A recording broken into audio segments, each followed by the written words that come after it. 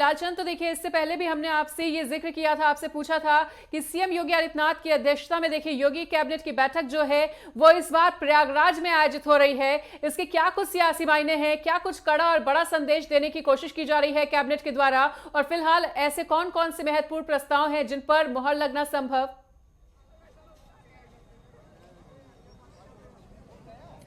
बिल्कुल मनीषा, आपको बता दें हम इस समय प्रयागराज महाकुंभ में हैं और जहां पर लाखों करोड़ों लोग रोज आस्था की डुबकी संगम नगरी में लगाते हुए दिखा रहे हैं, त्रिवेणी के संगम पर लगाते हुए दिखाई दे रहे हैं। और सबसे बड़ी बात जो यहां पर सरकार की तरफ से व्यवस्थाएं की गई वो कहीं ना कहीं बेहतर है और लोगों के चेहरे पर कहीं ना कहीं जो उत्साह है, हंसी है, वो दिखाई दे रही है। और इसी बीच कहीं ना कहीं सरकार अपनी कैबिनेट बैठक भी यहाँ पर करने जा रही है। लेकिन सबसे पहले हम जान लेते हैं यहाँ पर जो स्नान करने के लिए पहुंचे हैं लोग, अमृत स्नान करने के लिए पहुंचे हैं, क्योंकि हमारे साथ तमाम लोग खड़े हुए हैं तो इनसे बात भी कर लेते हैं, क्योंकि कहीं ना कहीं जो उत्साह है, जो जोश है, वो दिखाई दे रहा है। सबसे पहले आपसे जानना चाहेंगे, आप लोग कहां से आए हैं? जी, हम दिल्ली से आए हैं और मेरा नाम योगेश है, योगी कहते हैं मुझे।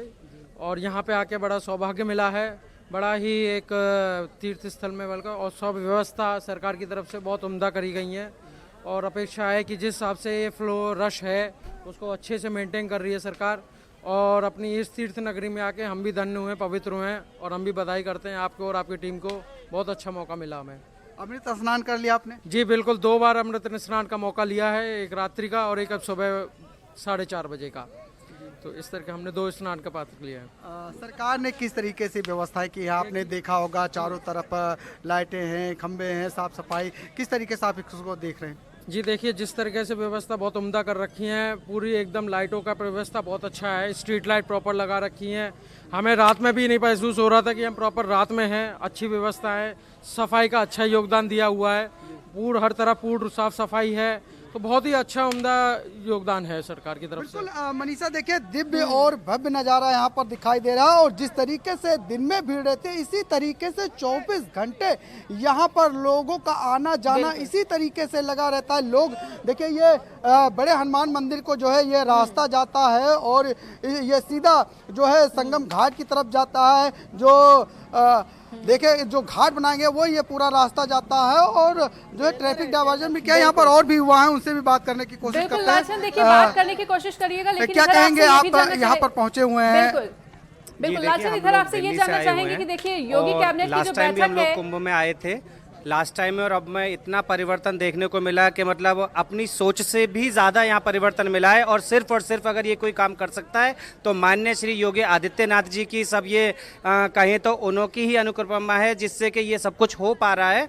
और आज हम श्रद्धालु सनातन धर्म को जगाने का अगर किसी ने काम किया है तो वो योगी जी ने किया है। और इतने सनातनी आ रहे हैं यहाँ, पुलिस प्रशासन की तरफ से बहुत अच्छी व्यवस्था दी गई है और यहाँ आने वाले श्रद्धालु कोई समस्या नहीं है किसी भी प्रकार की। और हर व्यवस्था यहाँ पे पूर्ण रूप से ध्यान में रखते हुए सभी बातों को, और किसी भी प्रकार की कोई त्रुटि यहाँ नहीं है। बिल्कुल मनीषा, कैबिनेट बैठक की आप बात कर रहे थे तो मैं आपको बता दूं कि कल 22 जनवरी को उत्तर प्रदेश के मुख्यमंत्री योगी आदित्यनाथ की अध्यक्षता में कैबिनेट की बैठक होगी। 11 बजे ये बैठक शुरू होगी, जिसमें सभी कैबिनेट के मंत्री इसमें जो है शामिल होंगे। और जिस तरीके से जो इंटीग्रेट कमांड कंट्रोल सेंटर है वहाँ पर ये बैठक होने जा रही है, क्योंकि जहाँ देश विदेश के लोग पहुँच रहे हैं, तमाम राज्यों के लोग पहुँच रहे हैं, ऐसे में उत्तर प्रदेश के मुख्यमंत्री योगी आदित्यनाथ की अध्यक्षता में होने वाली जो कैबिनेट बैठक है, ये माना जा रहा है कि बड़ी सौगात जहाँ प्रयागराज को मिलेगी। तो वहीं उत्तर प्रदेश के विकास के लिए जिस तरीके से मुख्यमंत्री योगी आदित्यनाथ काम कर रहे हैं, ऐसे में और भी कई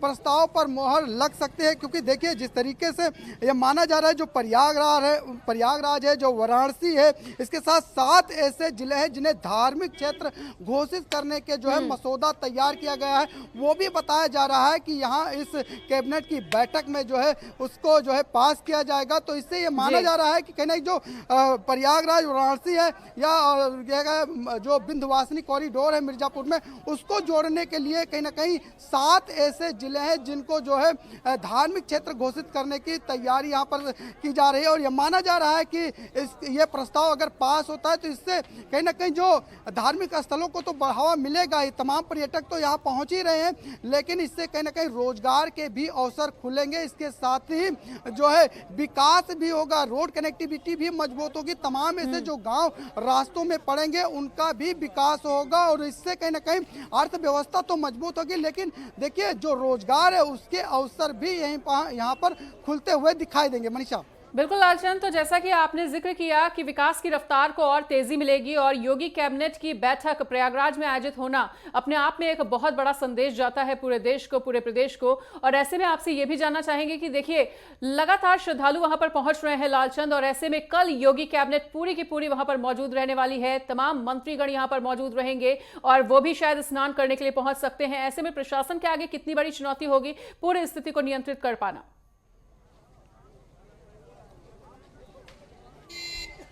देखिए उत्तर प्रदेश के जो डीजीपी हैं प्रशांत कुमार, उन्होंने पहले से ही यहाँ पर तमाम जो व्यवस्थाएं हैं उसको सुनिश्चित किया है। सुरक्षा व्यवस्था पर विशेष निगरानी दी जा रही है, क्योंकि जिस तरीके से देश विदेश के लोग पहुँच रहे हैं, तमाम राज्यों से लोग पहुँच रहे हैं, और ऐसे में सुरक्षा का विशेष तौर पर ध्यान रखा जा रहा है। जो ट्रैफिक पुलिस है उन्होंने ट्रैफिक डाइवर्जन समय समय पर वो कर रही है, और ऐसे में कहीं ना कहीं जो भीड़ है उस भीड़ के हिसाब से जो है ट्रैफिक डाइवर्जन किया जा रहा है। जो प्राइवेट वाहन भी जो मेला स्थल तक आते थे उनको भी जो है डाइवर्ट अब कर दिया गया है, उनको भी रोका गया है। और ऐसे में कल जब कैबिनेट की बैठक होगी जिसमें सारे कैबिनेट मंत्री मौजूद होंगे, deputy CM Keshav Prasad Maurya, deputy CM Brajesh Pathak, उसके साथ जो तमाम मंत्री हैं वो भी इस बैठक में शामिल होंगे। इससे माना जा रहा है कि कल जहां पूरी कैबिनेट यहां पर मौजूद होगी, ऐसे में कहीं ना कहीं एक बड़ी चुनौती जो है प्रशासन के लिए होगी,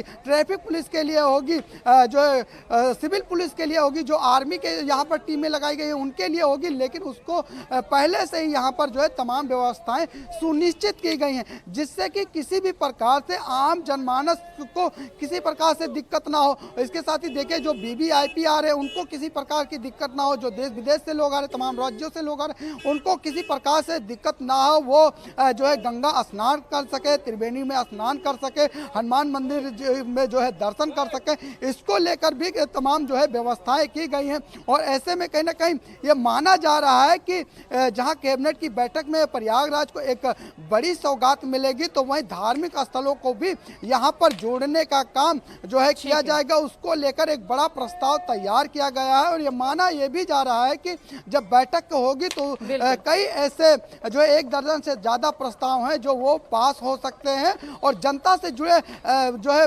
हमेशा देखने को मिलता है जो प्रस्ताव होते हैं उसमें कहीं ना कहीं सरकार विकास कार्यों को हमेशा गति देती हुई दिखाई देती है। जी ठीक है लालचंद, तो तमाम जानकारी को साझा करने के लिए आपका बहुत बहुत शुक्रिया।